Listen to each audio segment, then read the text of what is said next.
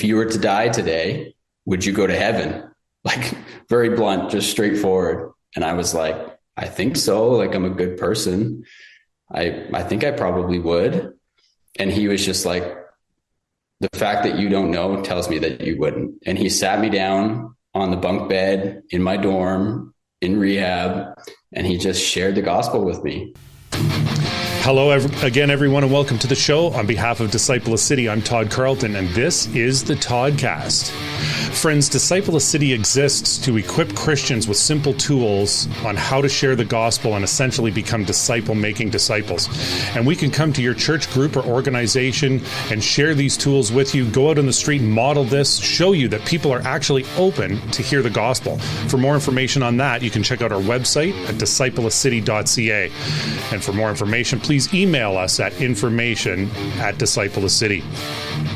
We also, friends, have a video series that you can check out and watch all these simple tools from the comfort of your own space, and you can lead those things too. And friends, follow this podcast along. We're on YouTube and 18 different streaming platforms. Subscribe, follow us, click the notification bell on the YouTube there, and share it with friends to get the story of Jesus out there to more and more people. Our website is thetodcast.ca.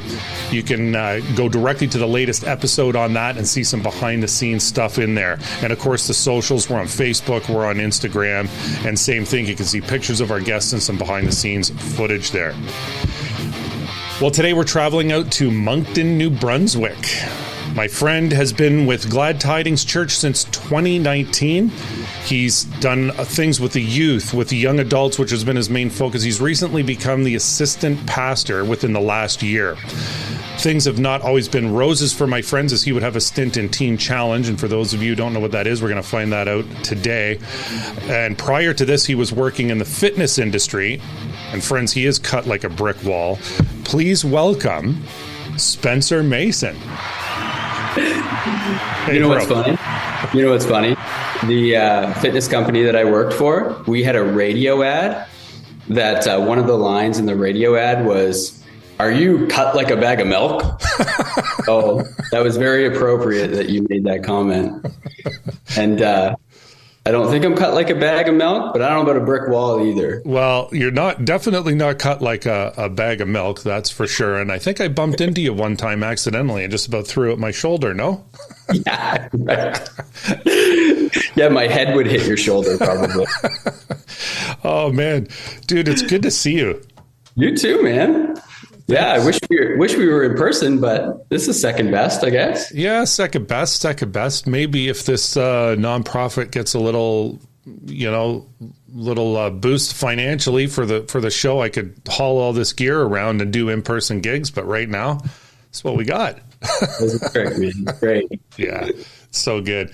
And thanks for coming on early too. Early morning for us. Well, not too bad, but early morning for us. But yeah, so dude, I know we've hung and chatted and whatnot, but we didn't really dive deep into your story. I feel like, because we were doing what I just talked about at your church, doing an equipping event. It was actually one of the best ones I think we've had. Was really super well attended. A lot of people, got equipped. A lot of great things happened. But anyways, dude, just yourself, like, did you grow up in New Brunswick, or where did you grow up, and what was the faith side of that? What did that look like for you?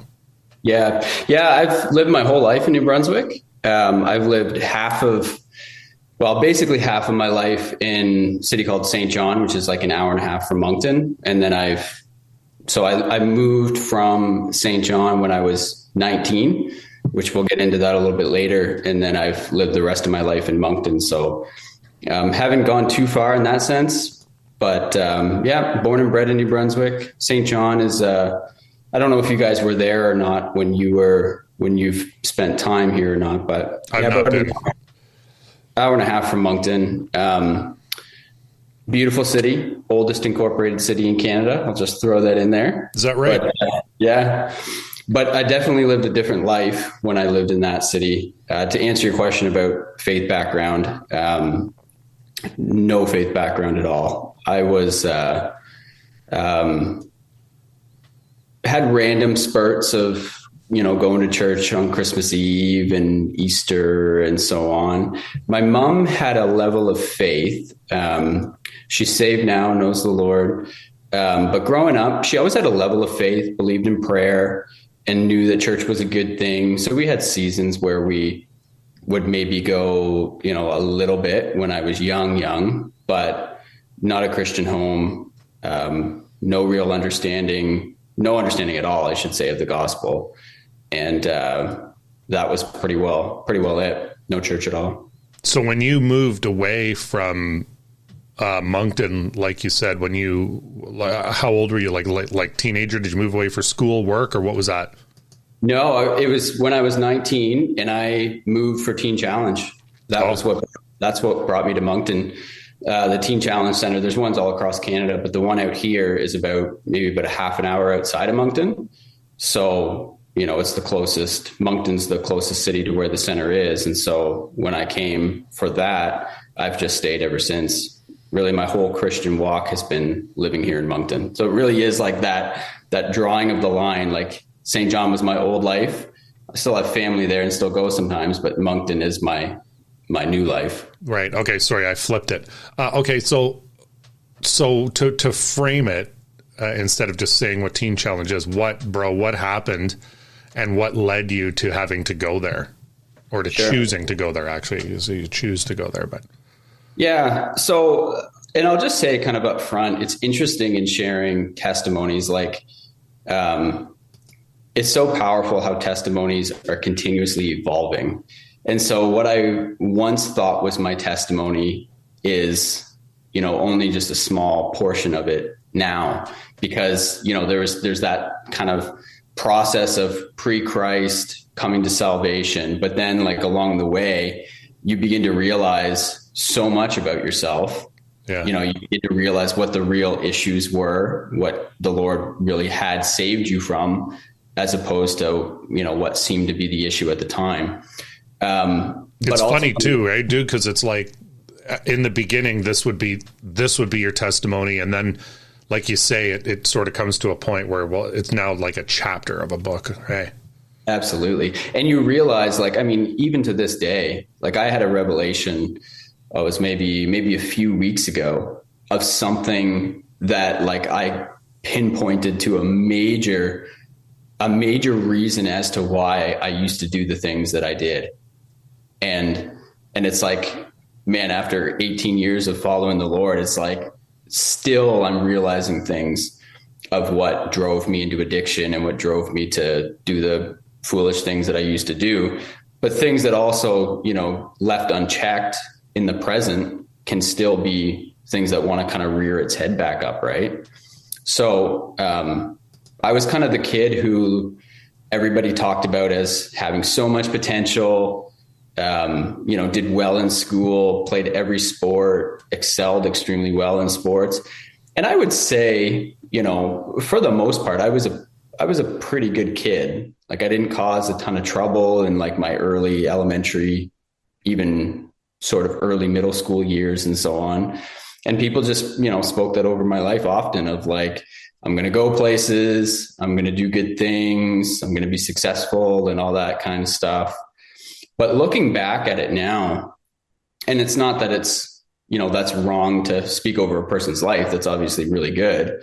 But just because of the dynamic of, home life and just other things, I realized that like at a young age, I felt like I had so much pressure on me. And inside, I was totally insecure, full of fear. And I very quickly attributed my value to what I could do and what, whether or not I was successful or not. Was there anybody in your life that you felt like you could share that insecurity with, or did you kind of feel, and sometimes there is, but you don't, or did you really feel like super alone? Yeah, I definitely felt super alone, to be honest. And I don't even know how much of it I would have realized at the time. I mean, I know like the feeling inside, I knew the fear inside. I knew the crippling, insecurity, but I don't even know if I would have been able to articulate it, to be honest. It was just a heavy weight that was put over me at all times. I mean, I remember I remember sports, that was a huge thing because I had excelled in sports. Hockey was kind of my main sport. Did track and field in the summer. And like, if I didn't do well, or if I messed up, it was like the whole world came crashing down and my value was placed on that. And so if I didn't do well, that meant that I wasn't a good person, or that I wasn't valuable, or I wasn't whatever. Right. And over that kind of compiling, it just came to a point that was basically breaking for me. So when I was probably 12, I guess would have been when I first started to, drink and smoke weed and all that kind of stuff. And as soon as I discovered that, it was like, oh, okay, this is a fix for the fear and the insecurity. And now I don't have to, feel the feelings of those things anymore. And that's why, like, right from the get-go, like, kids experiment with these things sometimes and whatever. But for me, it was like instantly, there was no just dabbling for a bit and then eventually it kind of progressively getting worse. It was like right away from that young age, full in. That is young too. That's super young. Hey, yeah. To me, it seems like. And I mean, it was like alcohol was very present in my home, like growing up. That was a thing, which eventually led to my parents separating when I was 12. And so that was kind of like the pivotal, I guess, year of my life. They separated. My sister and I went to live with my mom. So here I am, this insecure, fearful, feeling the weight of the world on my shoulders. My whole life gets blown up when my parents separate. We move out into just a small little 2-bedroom apartment. Life changes drastically. And at the same time of all of this happening, that's when I'm introduced to alcohol and weed. And so it was just like, that was my ticket out. And that was the thing that was going to get me through. And my friend group was like, we hung out with all older people and we were punks. You know what I mean? Like we just wanted to be cool. We wanted to do the craziest things and we just wanted to make names for ourselves and all those, delusions and stuff when you're that age. But there was no just kind of wading into the waters lightly. It was like all in right from the get-go. Yeah. So what did that progress in? Like, did that carry into high school? Did it start affecting your grades? Like, how bad did it get for you? And did your mom? Okay, so kind of multiple questions there. Did your mom see what was going on, and as your parents separated, what was your relationship like with your dad? Yeah, this was a really challenging thing for my mom, and I carry regret. I shouldn't say I carry shame because, the Lord's dealt with that. But looking back on it, I mean, my mom was in such a vulnerable place at the time. And she's a very, she's quiet by nature, not overly, assertive and so on. And so when her and my dad separated and I just started going into, those rebellious years, she just kind of not hands off in the sense of being disconnected, but she just didn't know what the heck to do with me. And the last thing she wanted to do was push me away by, heavy discipline and stuff. And so I just did whatever I whenever I wanted to. And that was such a challenge for her. So she watched me go through all of it, really. She knew about the drinking, she knew about the weed, she knew about all of that at that age. So really, like, come the end of middle school, at that point, I'm still kind of like managing life. Like I'm going hard after it for somebody who's 12, 13 years old. And, but at the same time, I'm still kind of doing school. I'm still doing sports and so on. But by the time I got into high school, that's when everything changed. And that's when life got disrupted drastically. So just to kind of, weed through the different stories to tell, when I went into high school, school didn't matter at that point. Sports barely mattered. I played high school hockey, which is still good hockey, but it's a bit of a joke in terms of, competitiveness. You're not trying to make the NHL or junior at that point. You just want to play in front of your school and, be cool basically. So, and I started to smoke and stuff at that point too. So sports was just sort of off to the side. But then just getting in trouble with the law is really at that point when things really started to kind of turn around. Like when I think I was 15, I think it was, like had stolen a car in St. John. This is my first experience of Moncton, by the way, which is kind of a cool redemptive thing now. But my first experience of Moncton was had stolen a car in St. John. Two buddies of mine drove to Moncton, and we spent about 3 days here in Moncton, just like sleeping in the car, just being stupid. There was a missing persons thing out for me. It's totally not funny at all. I'm friends. It's not funny. I'm laughing because I know Spenser and like where you are today and how God turns everything around. That's what I find funny, right? How 100%. It could go down a totally different path, but God redeems you. So, oh, absolutely. Anyway, sorry, man. When we got arrested in Moncton, we were parked again, just stupid. We were parked in a no parking spot. I mean, I had no license. I had no anything. Parked in a no parking spot. Little did I know, right down the street from the police station, and we're in a laundromat trying to wash our clothes because we've been there for 3 days and we're dirty and gross. And all of a sudden we're surrounded by cop cars and we get arrested there. The funny thing is that years later, one of the churches that my wife was working at, every Sunday when we would drive to church, we would drive right by that same spot. And so it was just kind of cool, redemptive moment. But at that point, like I said, that's like 15 years old. At that point, my mom just couldn't handle me anymore. And at this time I was into harder drugs too, ecstasy and coke and stuff. And my mom just couldn't handle me. So I had to go live with my dad, and that changed things drastically in a couple different ways. One, I probably stopped getting in trouble with the law quite as much because I was terrified of my father. But at the same time, he was an alcoholic. And so I could drink and do whatever I wanted kind of under his care, under his roof. So my addiction got severely worse at that point. But I would say I stopped getting in as much dumb trouble as I was previous to that. And then through that process, through a few years, and I don't want to get into too much of the nitty gritty details, but once I discovered stimulants. So once I discovered ecstasy and got into coke, that was like the thing that I had been really searching for. And it got me so deep because of the deep-rooted insecurity, because of the deep-rooted fear.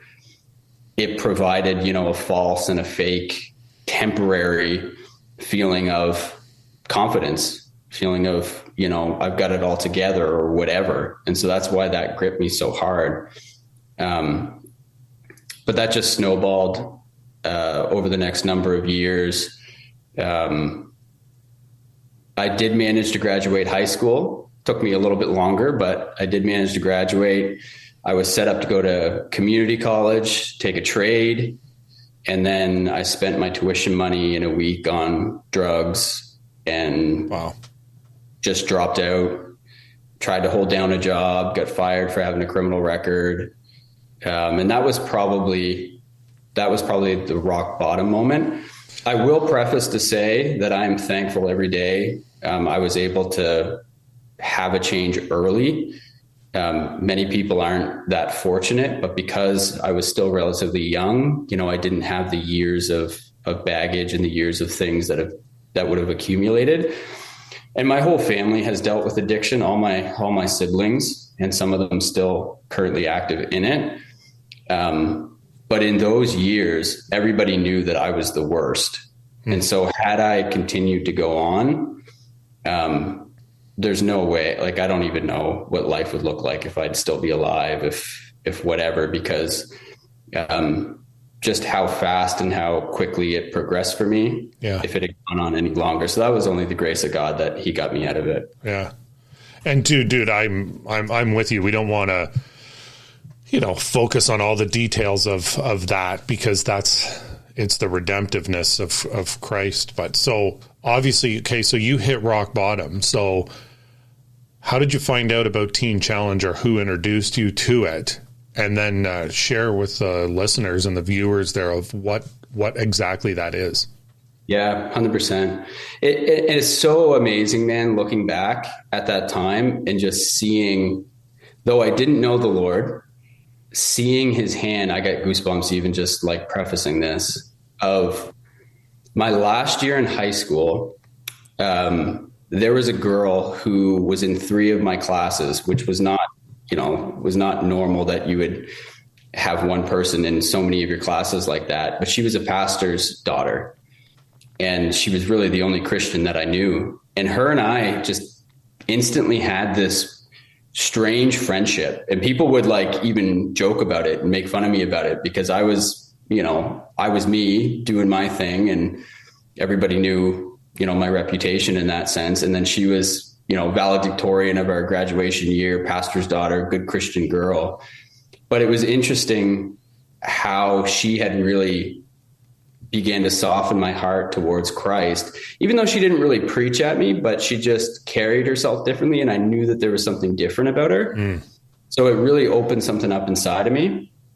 But then when things ultimately came to a head and I just see the Lord's hand in this as well.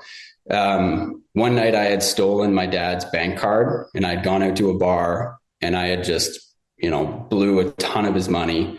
It was I believe it was a Wednesday night, and I did have to work the next day.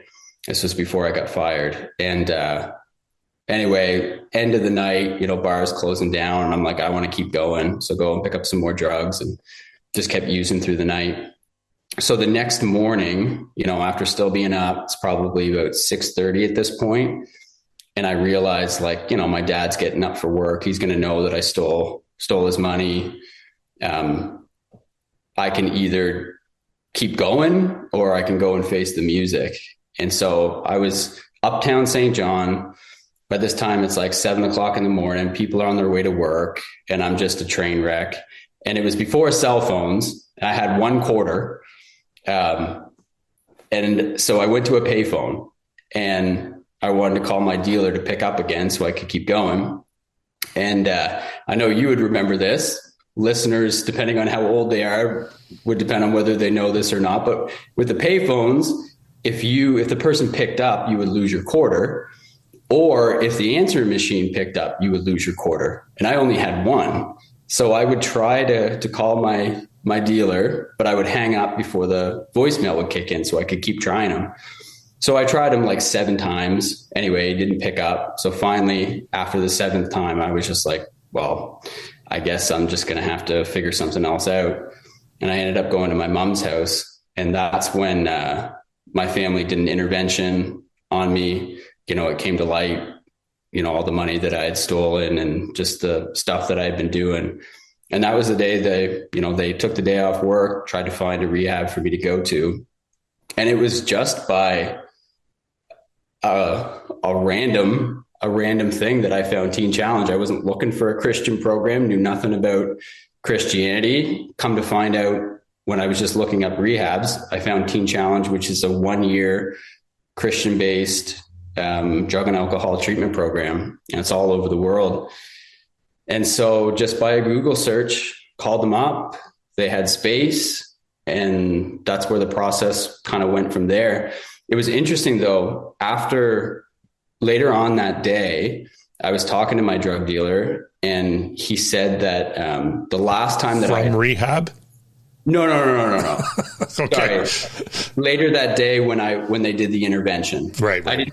It was a process to get into rehab. It took a little while. Yeah. But that was the day that, the ball started rolling in that direction. Yeah.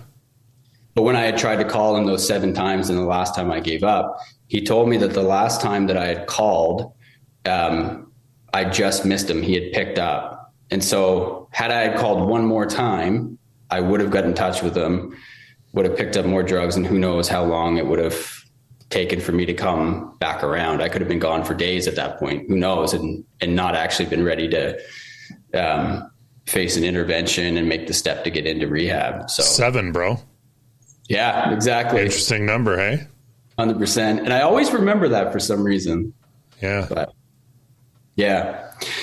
So that was kind of the start of the process for me to go into that program.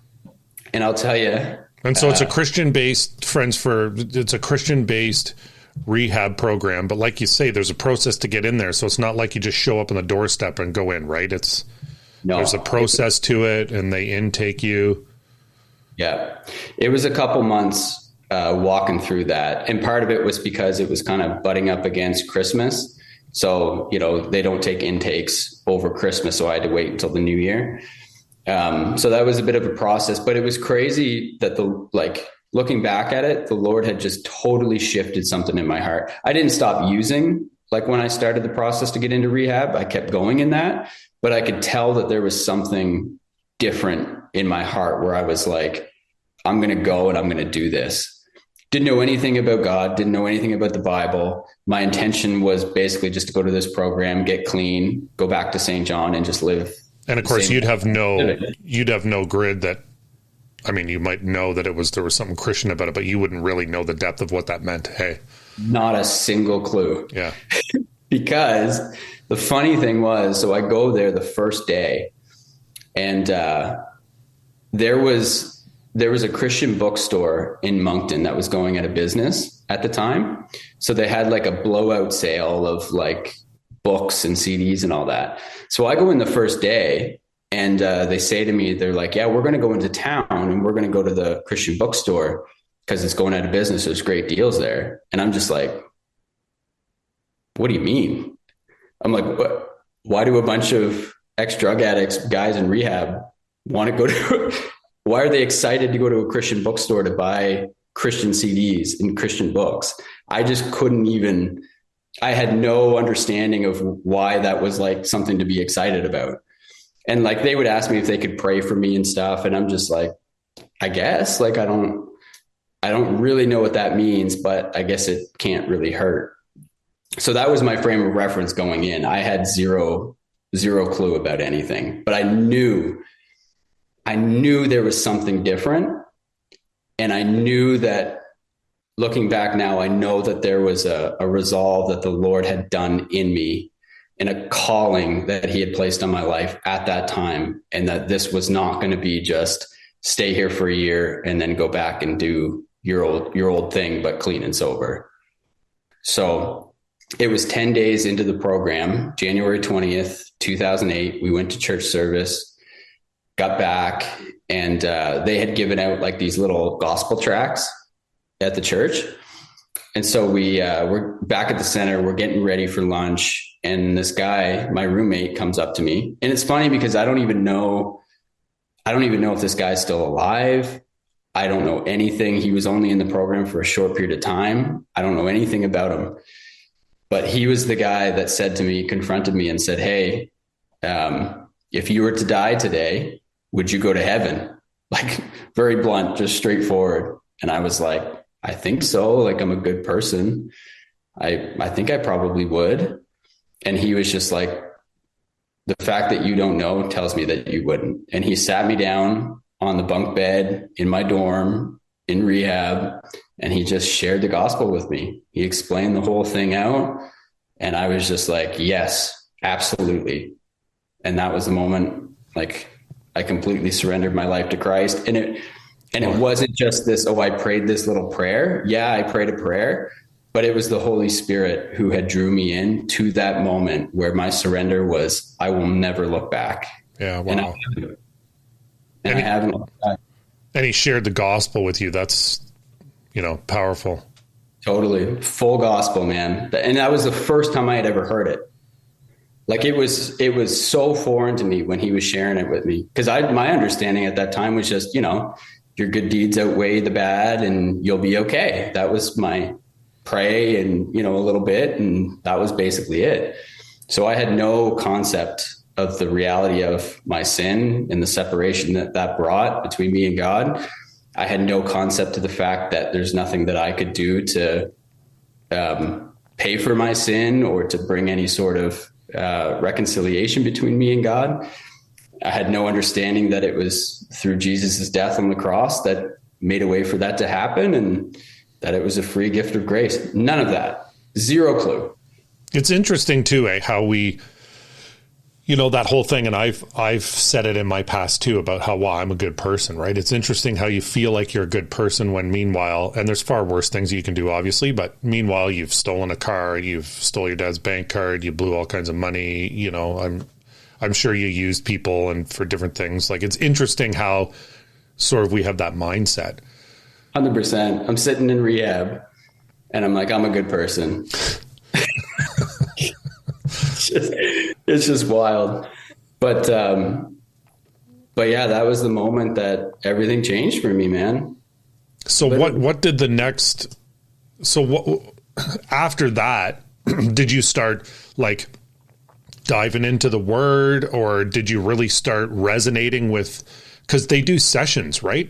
Within that of like scriptural stuff. So yeah. So did that just dial up for you in your heart, or what did that look like? Oh man, I was all in from that point on. And, the program has evolved a little bit over the years, but at that point it was Christian boot camp. Like, you are in the word, you are in prayer all day long. Morning devotions are drilled into you. Like, you are in morning devotions, personal time with the Lord every single day.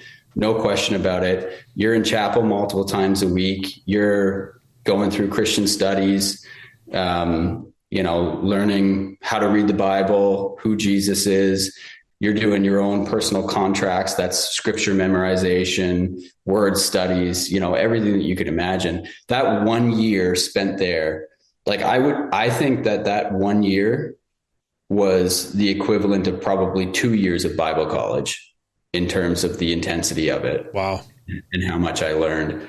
And because I was hungry for it and I was all in, I took advantage of as much as I could. You can go to that and just kind of go through the motions, but that wasn't my heart at all. I was completely all in.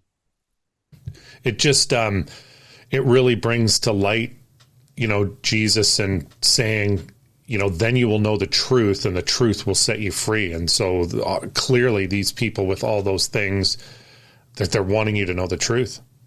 Absolutely. 100%. And the history of that ministry too is just is absolutely mind blowing. Like, it was birthed in the power of the Spirit with a full reliance on the transforming power of the Spirit, sanctification of his word, to set people free, right? Not reliant on a program, or not reliant on a structure or anything other than the power of God to heal and to transform a life. And that's what happened in my life. I mean, that was 18 years ago, I think it was. And this isn't to say that this is how it has to be for everybody. Everybody's journey is different, but for me, there was no relapse. There was not a sip of alcohol, not a touch of drugs from that day on. Praise God, bro. Completely done with. Now, that to be said, still many other areas of life that needed to be worked through.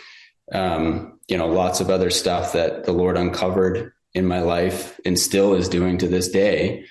But in terms of the drugs and alcohol, they were completely done at that point.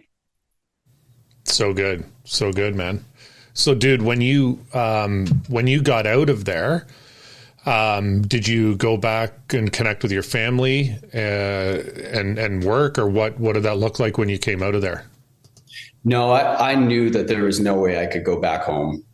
There's no way. I mean, I had changed so much and built a good foundation, certainly, but I still knew that going back to St. John was just not an option. Throughout that program, I had built a network and connections here in Moncton. And so right away, I started at a Christian university here in the city, got plugged into, Glad Tidings right from the start. My wife grew up at Glad Tidings, and from I think 4 years old, she's attended here her whole life. And so when I finished the program, we met, started to date, and got married about a year and a half after that. So I came right to be a part of this church, basically, and have never really left since. So how did that go when you met her? Like, I'm just picturing this, like, to somebody who's grew up in the church, 4 years old, right? Maybe thinking like, I'm going to meet another Christian dude that's grew up in the church. How did that go? And it's like, hey, I'm Spenser. I just got out of rehab. Do you want to go? You know what I mean? Like that whole thing. I was terrified. I was so terrified. We started to kind of talk, and she isn't just a girl that grew up in church. Like, she is, and I can't remember if you've heard her sing or not, but she is an anointed worship leader. She's been singing in church since she was probably 12. Godly woman, and a woman that everybody in the church wanted her to marry their son, kind of thing. And so I remember, even when I was in the program, coming to church and watching her sing on the platform and just being like, whoa, like I could never get a woman like that. Like, it just seemed like such a polarization between us. But we started to chat, started to talk as I began to kind of get plugged into the city while I was still at Teen Challenge. And eventually that just kind of grew. But I remember, like, when we first started to date, I had no idea how to do a Christian relationship. Like, I remember I hugged her one time and like, I called her right afterwards. I was like, I don't know if my hand was too low on your back. Like, I'm so sorry. Like, it wasn't like, I had no frame of reference of like what you do as a Christian in a dating relationship. So it was a interesting journey to sort through all that, given my past. And I bet. It's good. Like, praise God that all worked out. You know how, like you said, for you, it's so awesome that you went there, you came out and you were set free. Praise God.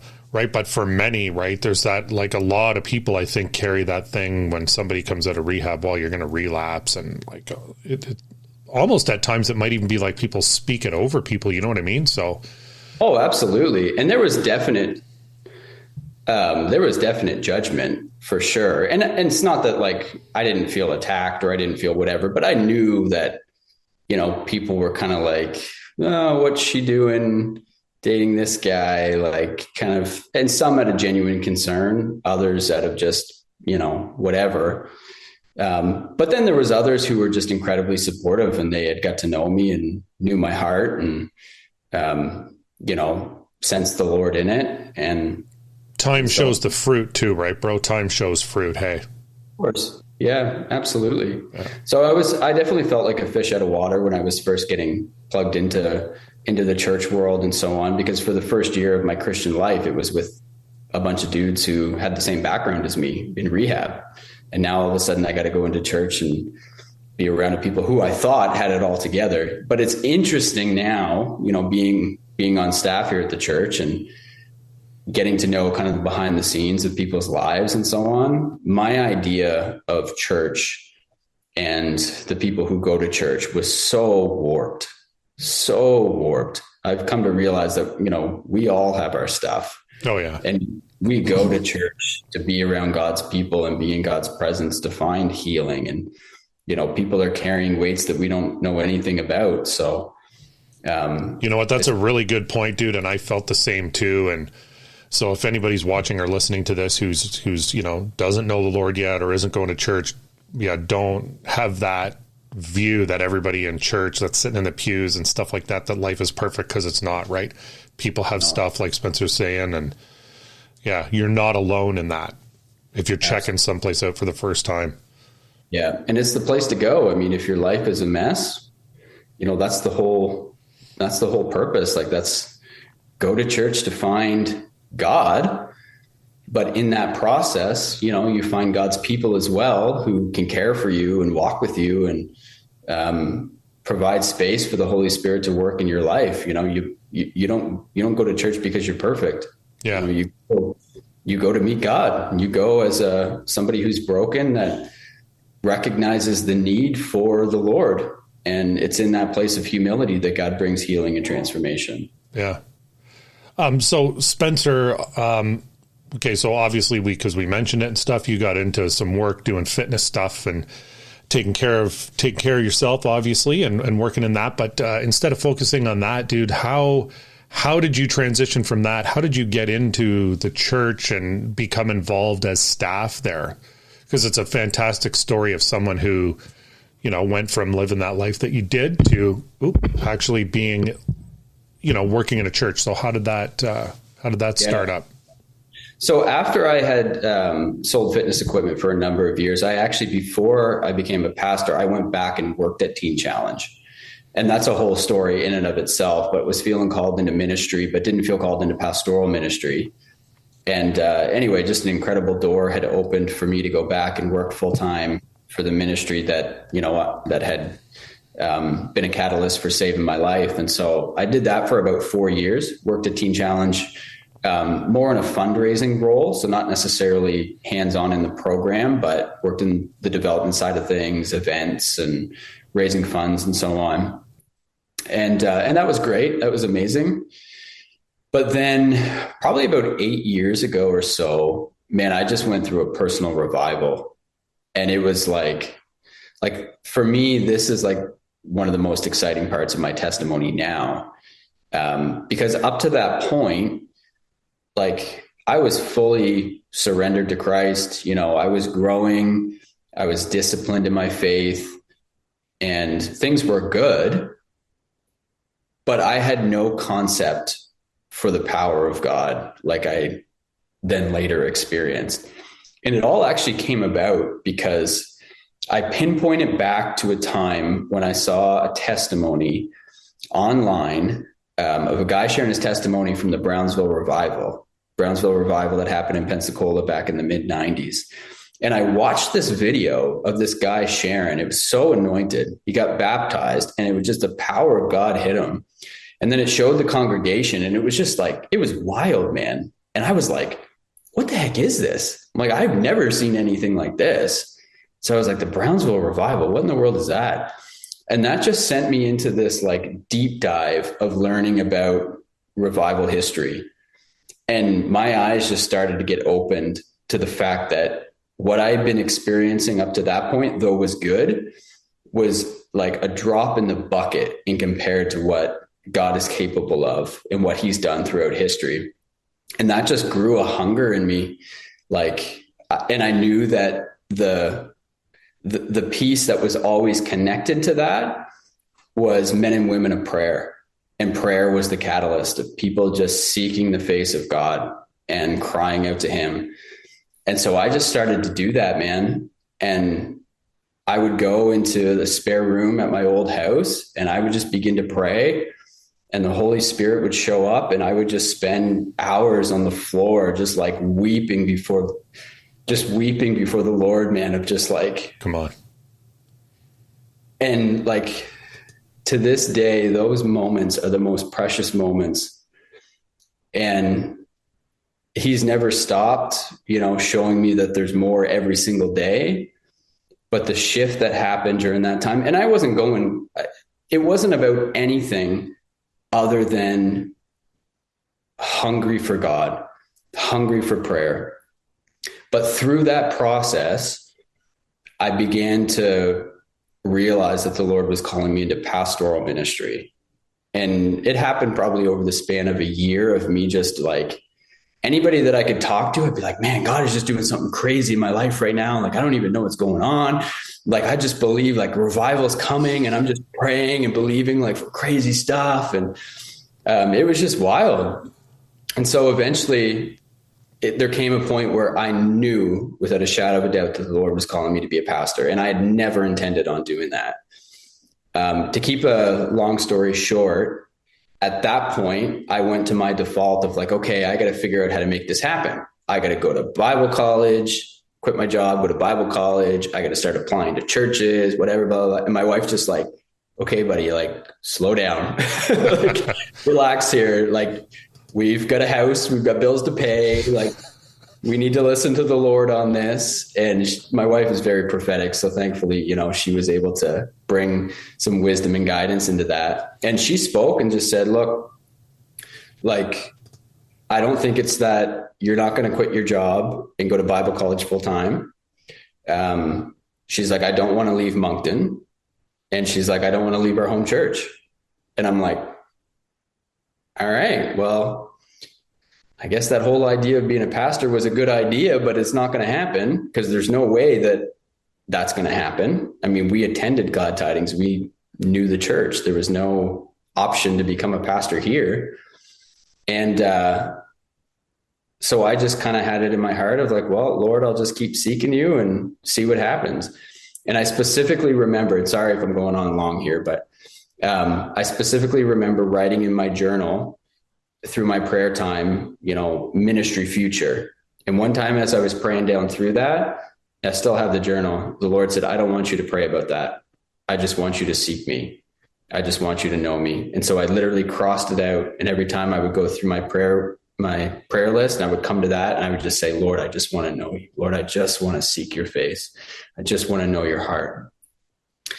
And then I set up a meeting with Pastor Paul because he was my pastor at the time, and just kind of shared my heart with him, like feeling called into pastoral ministry, just wanted to get some guidance. Little did I know that he was fasting that week because they were changing some things around at the church and needed to hire a youth pastor, and they had no idea where they were going to find one. And so as soon as I shared that with him, I left. He went into Pastor Crispin's office and was like, you're not going to believe what Spenser came and just shared with me. Probably about 2 months later, I was on staff as the youth pastor. So didn't have to quit my job and go full-time Bible college, didn't have to leave the city, and didn't have to leave our home church, all as my wife had spoken. Come on. So that was 6.5 years ago. That's awesome. That's awesome. The Lord has a plan, from the beginning. Absolutely. It's amazing. Amazing. So obviously you did that youth pastor for a while, transitioned into more young adults, right? Or yeah. And was that like growing? Did that move with the kids who were youth that became young adults? Like, did you sort of move along with those groups, or did you have several groups? Or yeah, it was a little bit of a mix. So like when I started as a youth pastor, young adults was also under my portfolio, so I kind of did both. But as it is in a lot of churches, it's like the primary role is being the youth pastor, and then young adults is just kind of like tagged onto the side sort of thing. But at the time, there was like a move of God within the young adults specifically.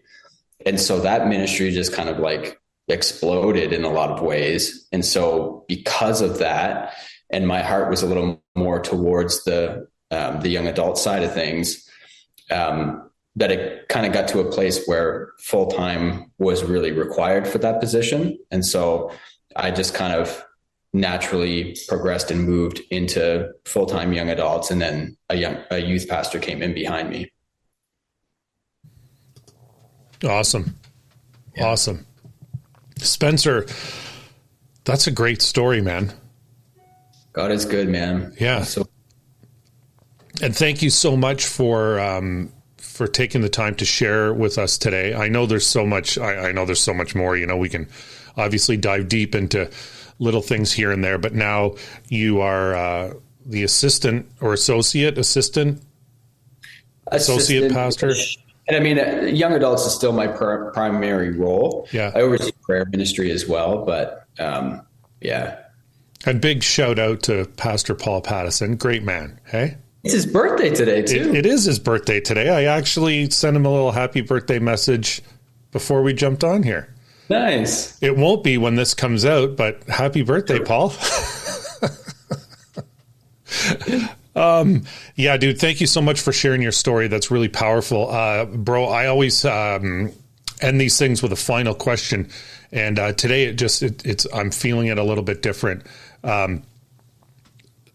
But when you were at Teen Challenge, man, somebody shared the gospel with you, which for Disciple City, that's what we're all about. Somebody took the time, sat down, shared the gospel with you. It was the first time you had heard the gospel. But then later through your journey, you talked about like encountering the power of God and seeking that. And in your story just a few minutes ago, you talked about wanting to seek his face. Can you just explain, if somebody said, hey, Spenser, I believe in everything and I got baptized and blah, blah, blah. And I believe and I know Jesus, my Lord and Savior, but I feel like there's something more. What would you say to them to help them seek the power of God and to seek his face? Yeah. Well, first I would say that they are absolutely right. There is more, and there's always more. We'll never reach a point, here on this earth, where we experience all there is to experience in the Lord. There's always more. And one day we'll get to experience the fullness of that, in glory. But what I would say is take God at his word. And in saying that, use that as a step of faith towards being willing to persevere in his presence. Because if I could, it's not possible to articulate in words what happens in those moments when God shows up until you experience them. But sometimes it requires perseverance. I specifically remember one time when I was feeling dry and I sat down before the Lord. I said, God, I'm not leaving this seat until you pour out your Spirit on me. And I was ready to stay for hours if I had to. So that demonstration of faith of saying, Lord, I'm going to be here and I'm going to wait on you until you come. He will respond to that. He will answer that. And he will show you things that you've never experienced or never known before. So persevere. It's not a feeling, but if you would wait on him, he will come.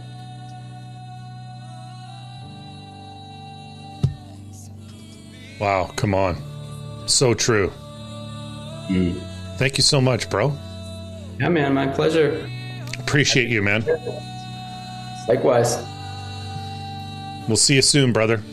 Okay, man. Bless you, bro.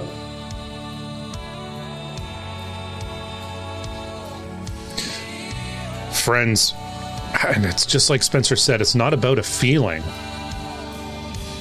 but perseverance, waiting. Do you really want to know? Because there is more. There is more. And it doesn't matter what your past is. He wants you. Just so many good things here. Share the gospel and seek his face, friends.